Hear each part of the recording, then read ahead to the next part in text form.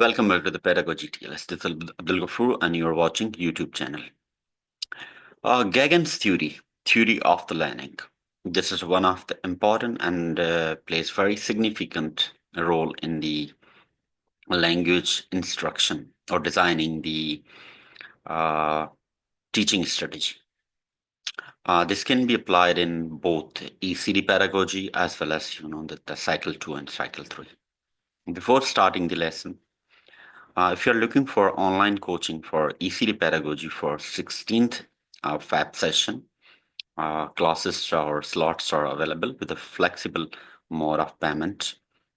In my WhatsApp number, you can find out the video description or email. Even you can find out the community chat as well as the channel description. So let's start the video. Gagne has divided these language of instruction into 9 levels. Now, what are these 9 levels? So I want to make this video very simple and quick, okay? As you can see here, imagine, your classroom. You are going to start your class right now. How exactly you start your lesson? That's what exactly the Gagans want to talk. Now he has given that approach from the simple to complex. This is the simple to complex. Now, the purpose of this, theory that every individual or students at the end of the lesson, they should mastery in their skills. So this can be only possible, mastery in skills. This can be only possible once you have an effective language of instruction. So he described these are 9 stages in a from simple to complex order. What exactly he's looking for? He said, first, when you're starting the lesson, that you have to gain the attention of the student. After that, define or discuss or explain them objectives that what they are going to learn. Then check the prior knowledge about the objectives that you have written on the board. Then present the information what exactly you are going to teach and connect with the prior knowledge. Help them to understand these simple concepts through a procedure, practical or what they have, are going to learn. Then make sure that the students are practicing. After the learn behavior, try to give them a practice in order to be more proficient. After practice, provide them feedback that what they have done well and what they need to improve.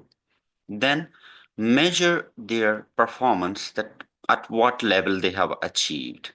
Then attention enhance or transfer, make more complex tasks for them. How we can apply this in the classroom within a practical approach? Let's see in the next slide, okay? Imagine gaining attention as you are a teacher in the classroom and you enter, now you are seeking attention from the students. That means to check the readiness of the students at the beginning of the lesson. This is one of the Thorndike's theory as well as Okay, everyone, let's start the lesson. We can say open the books. Okay, notebooks, keep silent.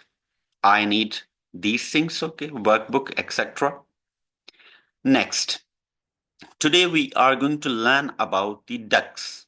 Your objectives can be anything, or you can ask students the objective you have written on the board, read it carefully, read it loudly. Then check, the information about the objectives. What do you remember about our lesson on birds, right? Duck is also bird. So that's why you are going to connect this information. After that, a duck can be defined and prescribed. Okay. You have to explain to them what is it about. Give them several examples and pictures about the ducks and relevant information. Then all of you draw your own picture of a duck. That means you are letting the students to be familiar with that. After that, provide them feedback. No, make sure that feedback is the constructive feedback in which what they have done well and what they need to improve, that you must provide it accordingly. Rate it how much they have achieved. Okay, this is your, that achievement. Then out of all these birds pictures, identify the ducks. Okay, so that you have a transfer and retain this information.